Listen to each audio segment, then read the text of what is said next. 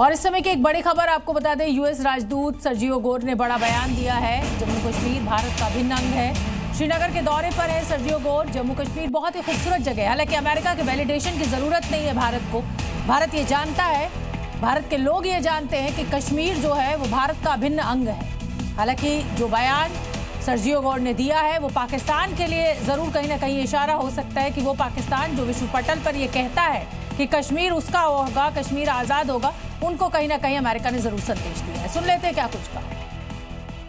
And so I'm here visiting for the first time. It's an incredibly beautiful place, and so I'm thrilled to be here, thrilled to see this place. मुख्यमंत्री योगी आदित्यनाथ का सपना उत्तर प्रदेश को $1 trillion economy बनाने वाला प्रदेश बनाने का है और इस दिशा में योगी आदित्यनाथ उनकी सरकार एक कदम और आगे बढ़ चुकी है और ये कदम दिल्ली में हो रही यूपी जापान इन्वेस्टमेंट मीट 2026 के साथ बढ़ा है, क्योंकि इस दौरान जापान के 200 से ज्यादा बिजनेसमैन इसमें शामिल हुए और हजारों करोड़ का निवेश करने की डील हुई। इसका अंदाजा इसी बात से लगाया जा सकता है कि एस्कॉर्ट कुबोटा करीब 2029 करोड़ के निवेश करेगा, जिससे करीब 4000 नौकरियां निकलेंगी। तो मिंडा कॉर्पोरेशन के 1166 करोड़ के निवेश से 6440 नौकरियां निकलेंगी। Japan land of the rising sun है और Uttar Pradesh land of the Surya vansh है, land of the Shri Ram है। साथ ही YEIDA में 500 एकड़ की जापान सिटी विकसित करने की योजना पर प्रेजेंटेशन हुआ, लेकिन ये शुरुआत है क्योंकि 23 अगस्त तक इन्वेस्टमेंट मीट चलेगी, जिसमें ग्रीन हाइड्रोजन और सेमीकंडक्टर जैसे क्षेत्रों में निवेश पर बात होगी। और यही योगी के यूपी विकास का विजन है, क्योंकि इससे पहले भी फरवरी 2018 में यूपी इन्वेस्टर्स समिट में करीब 4,28,000 करोड़ के MOU और प्रस्ताव आए। इसके बाद फरवरी 2023 में यूपी ग्लोबल इन्वेस्टर्स समिट में करीब 33.5 लाख करोड़ के MOU और प्रस्ताव आए और ये निवेश यूपी में दिख रही अपार संभावनाओं का नतीजा है। जेल में बंद समाजवादी पार्टी के नेता आजम खान की मुसीबतें अब क्या और बढ़ने वाली हैं, क्योंकि रामपुर की जौहर यूनिवर्सिटी से जुड़े मनी लॉन्ड्रिंग मामले में ईडी ने आज रेड की है। रेड के जरिए ईडी ने 494 करोड़ के घोटाले का सबूत खोजने की कोशिश की है। इसीलिए आजम खान और उनसे जुड़े सहयोगियों के 10 ठिकानों पर ताबड़तोड़ छापेमारी की, दस्तावेजों को खंगाला, क्योंकि जौहर ट्रस्ट आयकर विभाग को यूनिवर्सिटी के निर्माण में हुए अरबों रुपए के खर्च का ब्यौरा नहीं दे पा रहा। जांच एजेंसियों को शक है कि करीब 498 करोड़ का फंड गैर कानूनी तरीके से यूनिवर्सिटी बनाने में इस्तेमाल हुआ, क्योंकि इन फंड के बारे में जौहर ट्रस्ट कोई वैध दस्तावेज नहीं दिखा पाया।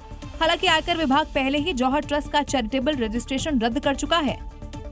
जिस तरीके से फंड आया, कहां से फंड आया, उन सब चीजों को लेकर ईडी अब लगातार छापेमारी कर रही है। PMLA के तहत हो रही कार्रवाई के जरिए संदिग्ध फंडिंग जांच कर अहम दस्तावेज जुटाने की कोशिश है और रडार पर 11 संदिग्ध फर्मों के रिकॉर्ड भी हैं।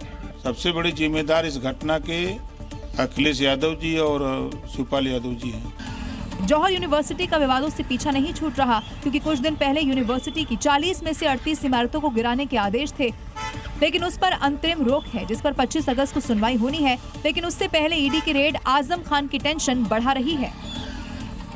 उत्तर प्रदेश में अगले साल होने वाले विधानसभा चुनाव में समाजवादी पार्टी और कांग्रेस के गठबंधन से पहले ही सियासी रुझान कहीं ना कहीं लग रहा है, ऐसा आ रहे हैं। सहारनपुर में एक बैठक हुई, इसमें समाजवादी पार्टी के विधायक और कांग्रेस सांसद के बीच तीखी नोकझोंक सामने आई। दरअसल सहारनपुर में जिला विकास समन्वय और निगरानी समिति की बैठक के दौरान एक नाले के निर्माण को लेकर SP विधायक आशु मलिक और कांग्रेस सांसद इमरान मसूद के बीच बहस छिड़ गई।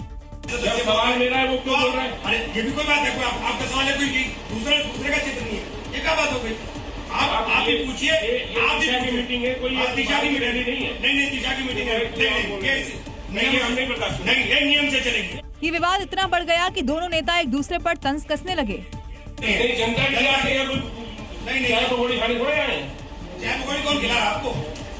लेकिन आप नियमों नहीं, आप नियमों में आपसे जानते हैं, नियमों में रहिए, आप नियमों में रहिए। अरे हम आपसे आप नियमों में रहिए। वहीं इस दौरान वहां बैठी SP विधायक इकरा हसन विवाद में मुस्कुराते हुए दिखाई दी। हालांकि बाद में वो अपने काम में जुट गयी।